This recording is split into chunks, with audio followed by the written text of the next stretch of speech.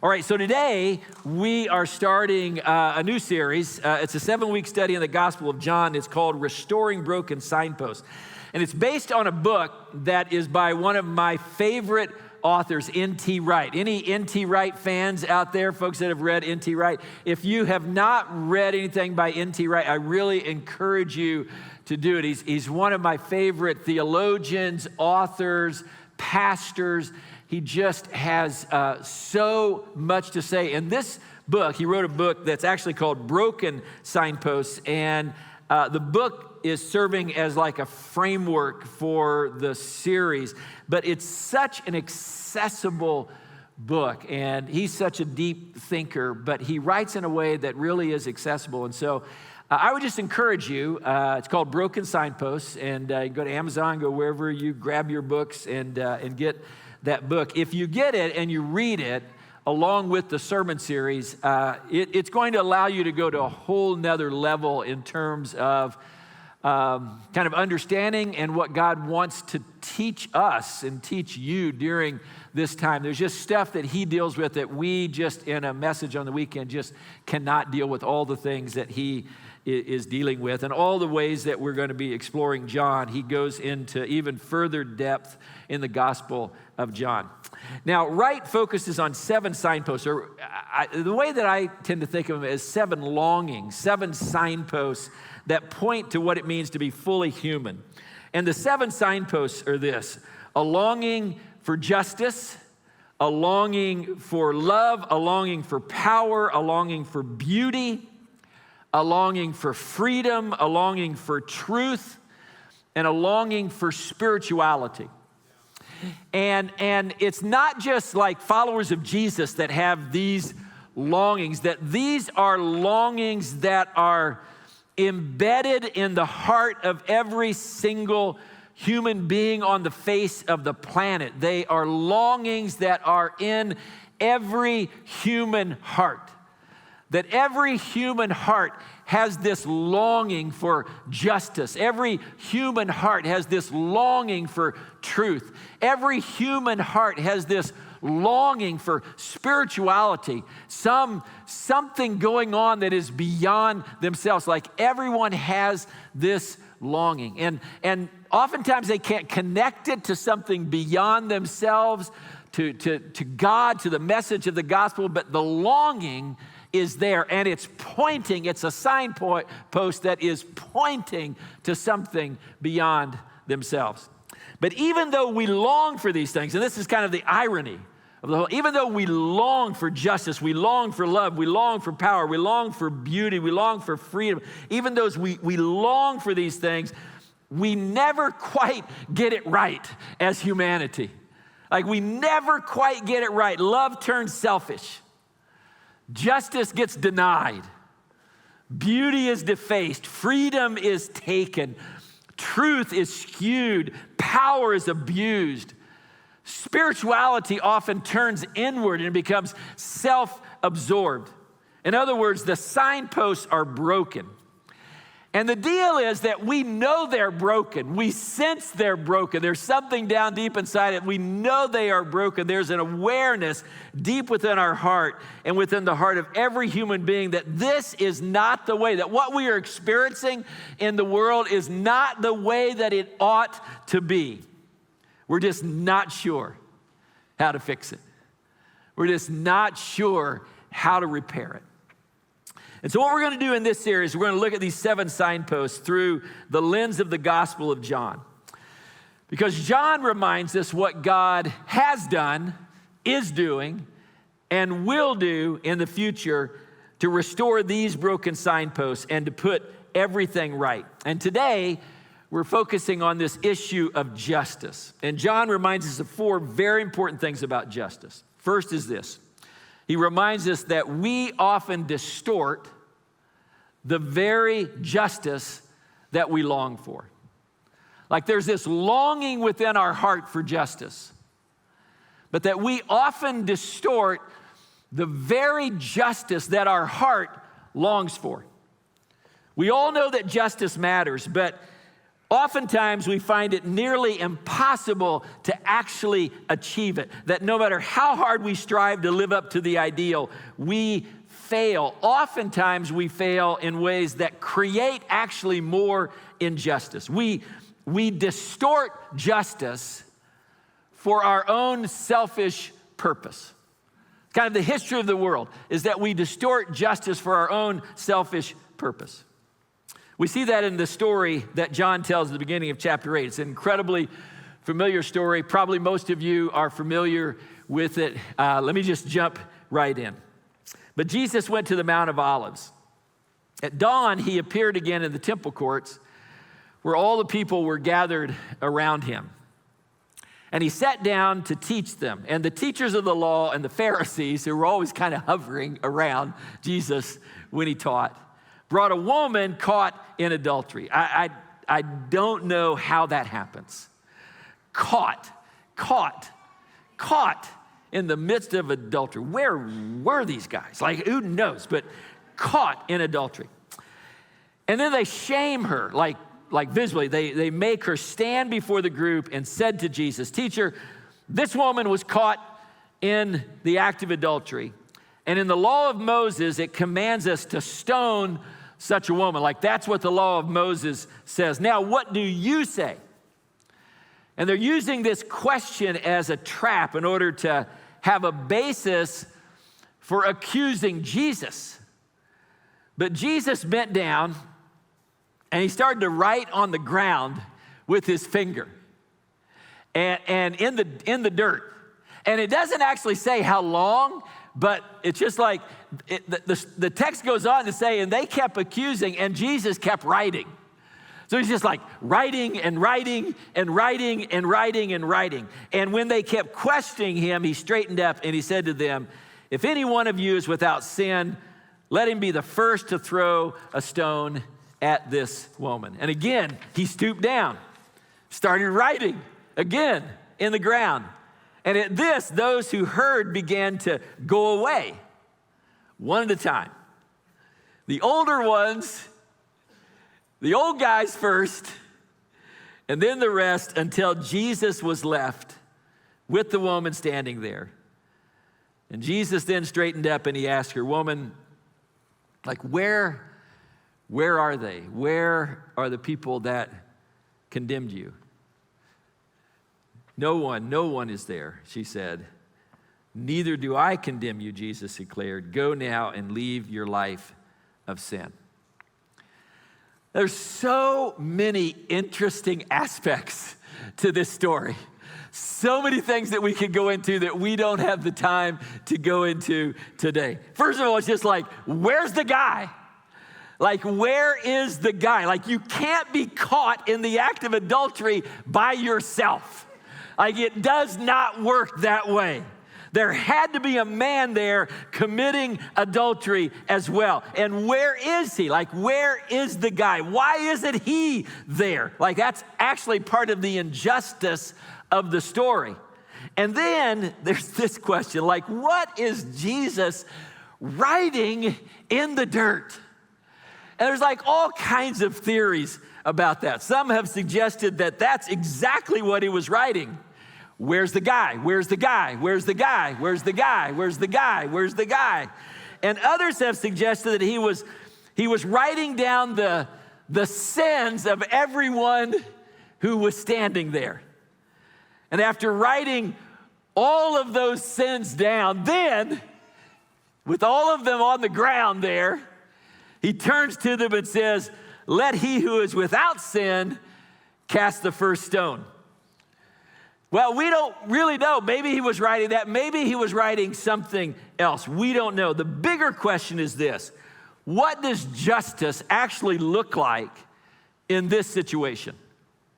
Like, were the teachers of the law and the Pharisees actually pursuing justice in this moment?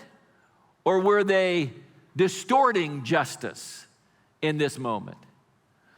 And based on Jesus' reaction to them, it's the latter, that they were distorting justice in this moment. They were manipulating the situation They were manipulating the woman. They were manipulating the circumstances in an attempt not so much to accuse her. They really don't care about accusing her.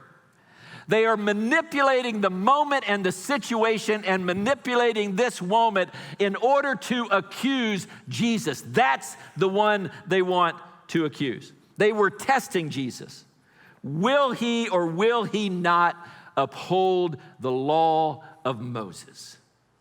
If he condemns her, it seems to fly in the face of his message of forgiveness and love and grace. And if he does not condemn her, it appears that Jesus is not serious about justice.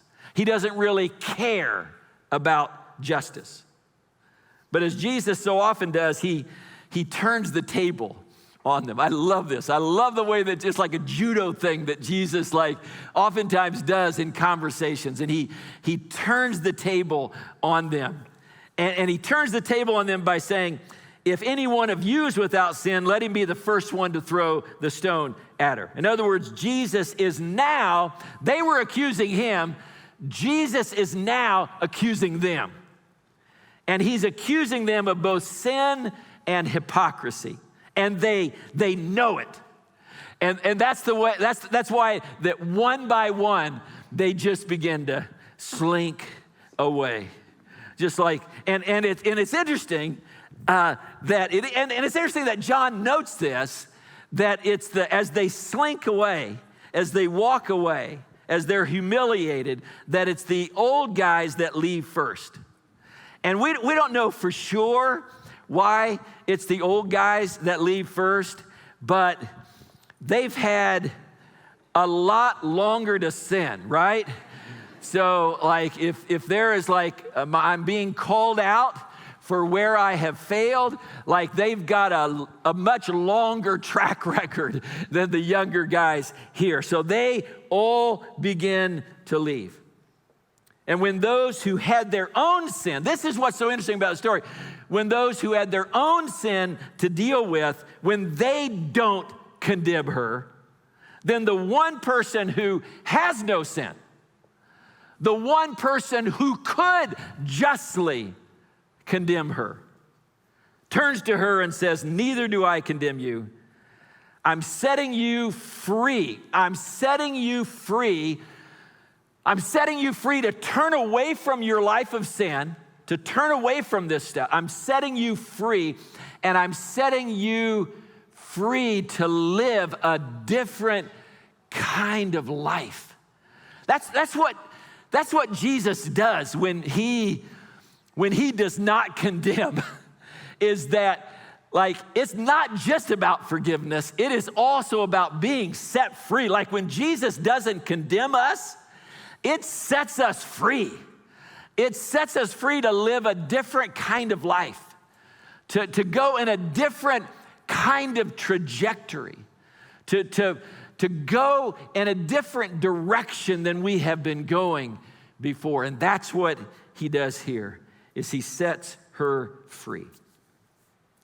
Maybe some of you are walking in condemnation for something that you have done or for something that you have said.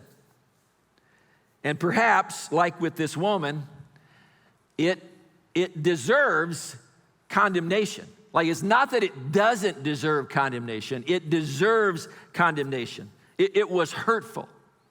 It was wrong. You shouldn't have done it. You shouldn't have said it. It was a decision. It was a temptation that you gave into. It was a decision that you made that you should not have made. That people were hurt because of what you did, or people were hurt because of what you said. It deserves condemnation. And maybe there are some people in your life who in fact are condemning you for it. Or maybe it's the person who is condemning you the most is you. Like you are the one who is beating yourself up for it. You are the one who is condemning yourself. But I just want to remind you today that the only person who can justly condemn you is Jesus.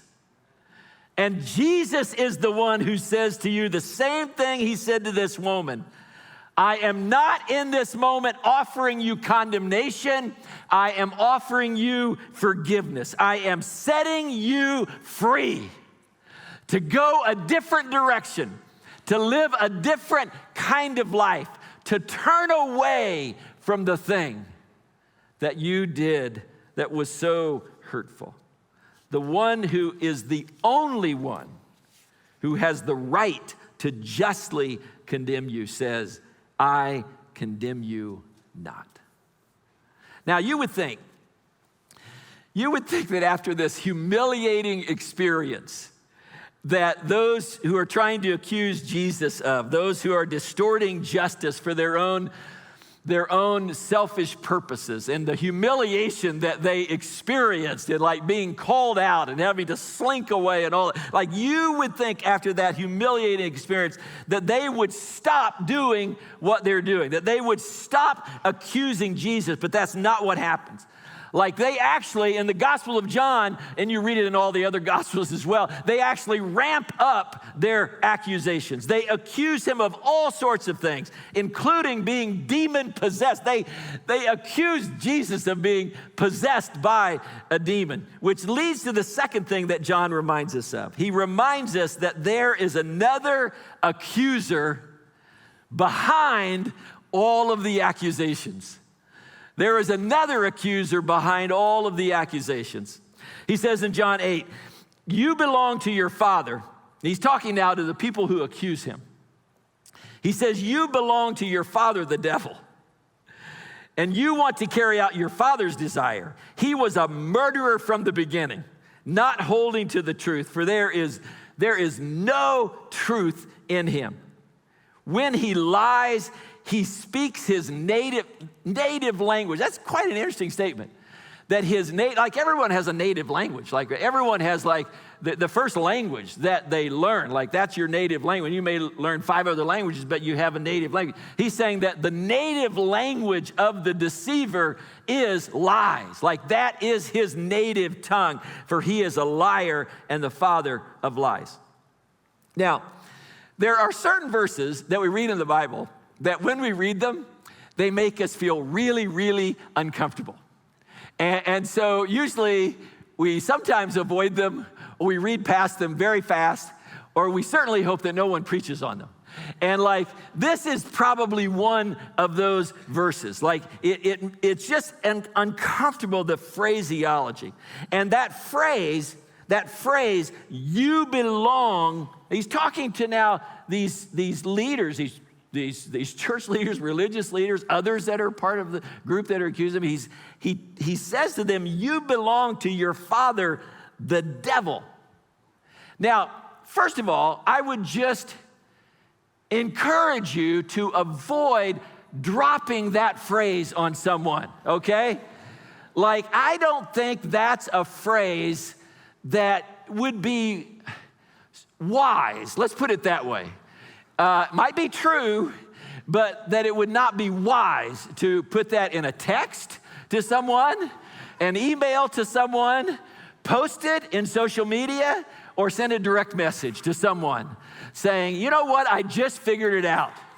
Your father is the devil, and you are doing the devil's desire. Just probably not the way to kind of engage someone. There's a lot of context that's needed to really understand what Jesus is saying. And here's the essence of what he's saying, and why what he's saying is actually something somewhat different than what we think.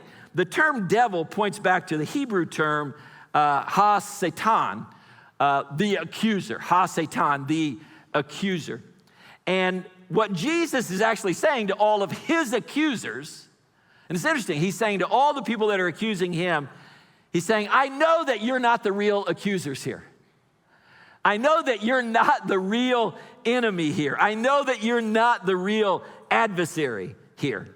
What Jesus is giving us here is perspective, a really important perspective on the pursuit of justice and the fight against injustice. He is reminding us that this battle against injustice, this battle against justice, is not ultimately won or lost at the human level, that there are other powers at work, powers that go beyond particular individuals, powers that go beyond particular groups, powers that go beyond particular political parties, powers that go beyond all of that. And if we begin to see people as the enemy, if we begin to see a particular person as the enemy, if we begin to see a particular group as the enemy, if we begin to see a particular political party as the enemy, then our mindset becomes, if I can only beat this person, if I can only overcome this group, if I can only beat this political party, if we can only win here, then we will win the victory. And Jesus is saying that is not there is another enemy, the real enemy that must be defeated. In John 12, the real enemy, the real adversary, the real accuser is revealed. Look at what he says. Now is the time of judgment on this world. Now the prince of this world, talking about Satan, now the prince of this world will be driven out. When I am lifted up from the earth, talking about his crucifixion, when he dies on the cross, will draw all people to myself. The prince of this world now stands condemned. Jesus says that the prince of this world is the real culprit here. That the prince of this world is the dark power behind the evil and the death that has defaced and corrupted God's good world. If John were a spy thriller, I love spy thrillers. I love movies that are spy thriller movies. Donna loves movies that are spy thriller movies. We watch those. And if John's gospel were a spy thriller movie, like this would be the moment in the movie where you find out who the real bad guy is. Like that's what's so great about a spy thriller, is that you think you know who the bad guy is. And the hero of the movie is going after the bad guy. And you think you know who the bad guy is. And then you get to the end of the movie and all of a sudden it's revealed like who the real bad guy is. And it all depends on the movie, right? But like in some movies, it's like you get to the end of the movie and the hero has been like working, to get the bad guy and all of that.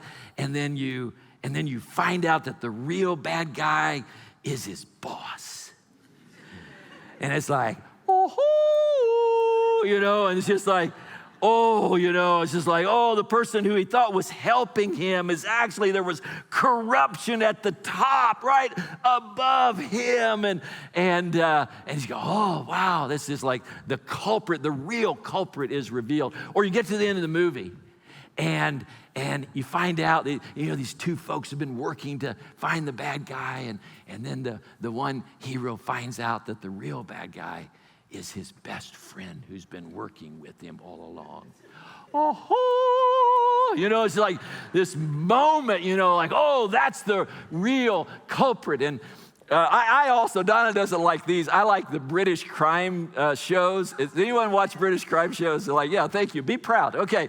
So, and I love them. And they usually have like twists in that too. And really, really good acting. And in one of those, it went through like all the episodes of the season. And you get to the final episode and you find out that the culprit is actually, who's committed the murders and all that, the culprit is actually the spouse of the police officer who's looking for the murderer.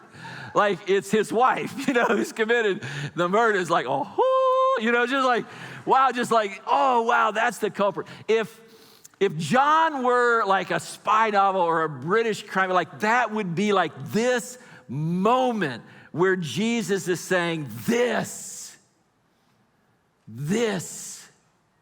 is the real culprit. You thought it was this, you thought it was this, you fought against this, you thought it was this, you thought this is the real culprit. Jesus is pulling back the curtain and saying, this is the one that must be defeated if justice is going to be done and the world is going to be rescued. This is the real source of wickedness that stands behind the betrayal. You know, you think about all the things that happen, right? All of the culprits. Think about all of the culprits in the narrative of Jesus' crucifixion. And what Jesus is saying here is he's reminding us that the real culprit behind, the real source of wickedness that stands behind the betrayal of Judas, the real culprit that stands behind the plotting of the chief priests in the trial, the real culprit that stands behind the cynicism of the Roman governor, the real culprit that stands behind all injustice and wickedness in the world is this Satan. That this is the real culprit. Which leads to the third thing that John reminds us of. He reminds us that the accuser has already been defeated. Can I get an amen for that? Like the accuser has already been defeated. The culprit has already been identified and has been defeated. In chapters 18 through 20 of John, John unpacks the story about how the accuser is defeated and justice is secured. And on the surface, as you look through the narrative and read the narrative, on the surface it doesn't look good.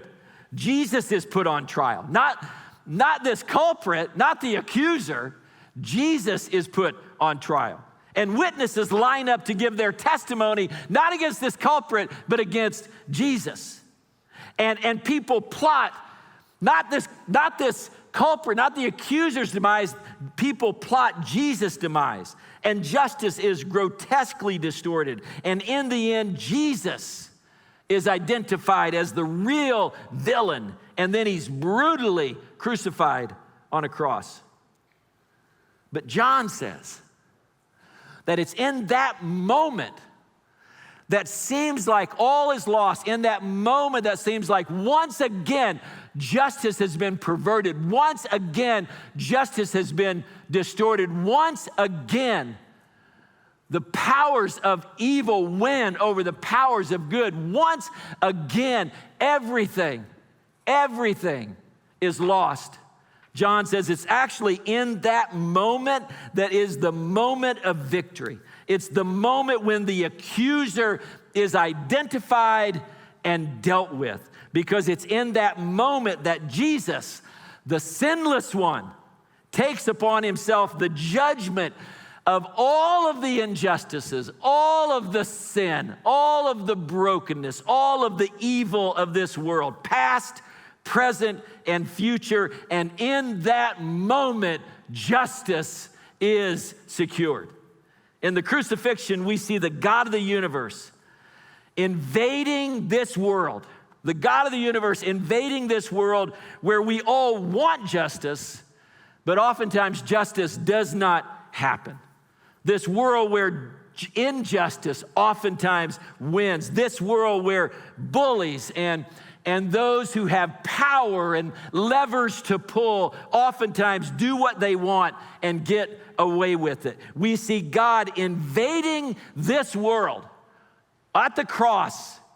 We see God invading this world, not just to announce his justice, not just to say his justice is coming, but to actually embody his justice. And the resurrection declares that this new justice has already arrived. Justice is all about creation being restored. It's about everything being made right.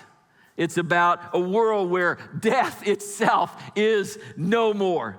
And even though that has not happened yet in all of its fullness, the resurrection declares that this new world, this new justice, this new world is here. It's in our midst. It's all around us. The new has broken into the middle of history in the midst of the old. The new has broken in to the old, which leads to the fourth thing that John reminds us of. He reminds us that we are called, as followers of Jesus, we are called to be justice bringers. That's a term that N.T. Wright uses, but I love that term. So I just said, I'm just going to leave that term in. I love that term, justice bringers. Now, what is a justice bringer? A justice bringer makes God's victory over injustice, makes it visible, allows the world to see it. In other words, those who follow Jesus are commissioned by God and empowered by God's Holy Spirit to bring hope-giving justice for a world where injustice so often still reigns. Jesus says in John 20, as he's been crucified, buried, has risen from the grave, has met with his disciples, is getting ready to go back to be with the Father, and they are to carry on this mission. And this is what he says to them. He says, "Peace be with you, as the Father has sent me, now I'm sending you." In other words, Jesus is saying that he has accomplished what he was sent by the Father to do. He has secured justice. He has secured the justice that we all long for. He has secured the justice that every human heart desires. He has secured that justice by what he has done on the cross and through his resurrection. And now he is sending us into the world as justice bringers. Being a justice bringer is not just about waiting around until Jesus returns and makes things right. I have to say, I grew up in a church that at times leaned in the direction where we got the first part of this so right. The first part of this is that we know who the enemy is. We know who the one is that needs to be defeated. And we know that Jesus defeated the enemy on the cross. And we celebrated it and sang songs about it and professed it and confessed it and all of that. We got all of that right. But what we did not get right at times is that there was this sense of now what we do is just kind of wait for it. It's coming. Someday Jesus will return and make all of this right. And that is true, that Jesus will one day return and make all of this right, and we will see everything set right in all of its wholeness. But in the meantime, he has called us to be justice bringers. He has called us to make visible the justice that he has secured on the cross.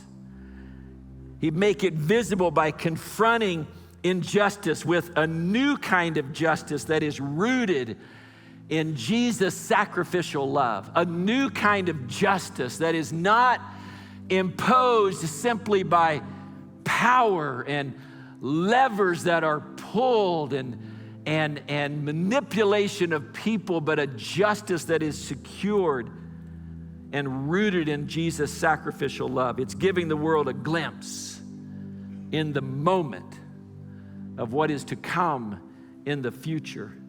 It's bringing heaven to earth. It's living out Jesus' prayer that God's kingdom would come, his will be done on earth as it is in heaven. Today we're going to take communion. And communion celebrates so many things. But I was thinking as I was preparing for this weekend and us taking communion and talking about justice, is how communion so leans into that and celebrates that and reminds us of that. Because when we take communion, it not only declares that what Jesus has done to defeat justice once and for all. Like every time we take communion, we take the bread, we take the cup, and we are reminded this is what Jesus did. This is why he did it. This is what Jesus did to defeat injustice in this world. And as we take the bread and we take the cup, not only does it remind us of what Jesus did to defeat injustice, it also declares that we have joined the mission. Every time we take communion, we take the bread, we take the cup, it's not only a declaration of what Jesus has done, it is our declaration that we have joined with Jesus on this mission. That we too are a part of the justice pursuit that Jesus came to this earth to die for. It declares that we will work for justice. It declares that when we see things that are not right, when we see things that are wrong, when we see things that ought not be, that we will respond and bring justice to the midst of those situations. It declares that we have become justice bringers. In a moment, the worship team is going to come out. We're going to sing together. Our ushers are going to come forward. They're going to pass out the communion elements. And for some of you today, perhaps in taking communion, this will be, maybe will represent the first time that you have actually personally said yes to the forgiveness and the grace, the no condemnation that Jesus offers you by dying for you on the cross. And so maybe you've taken communion before, maybe you've never taken communion, but today you take it, and today it means something different, because today you're saying, I'm taking this and I am saying yes, maybe for the first time, to God's forgiveness and to his grace. And then I just want to say a word to those of you that you feel free, if you feel like you don't want to take communion today, don't feel pressured to take communion. The tray is going to be passed, and you can take it and pass it on, or you can just pass it on. Like, that's entirely up to you. But here's just what I want to say. If you don't partake, or you feel like you shouldn't partake, don't have it be because you had a bad morning, or you had a bad week, or you had a bad month, or you feel distant from God, or something has happened that has shaken your faith in some way, and you don't feel close to him. And so, okay, I'm not going to take communion today because I don't feel really close to God. I feel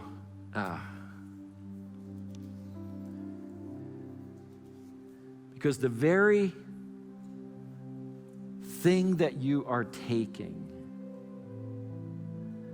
is the reminder that God invites you to the table and into his presence in spite of all of those things. The very thing that you are taking is a reminder that God's grace covers all of those things. So he invites you, every one of you, he invites you to the table. God, we're overwhelmed by what you have done.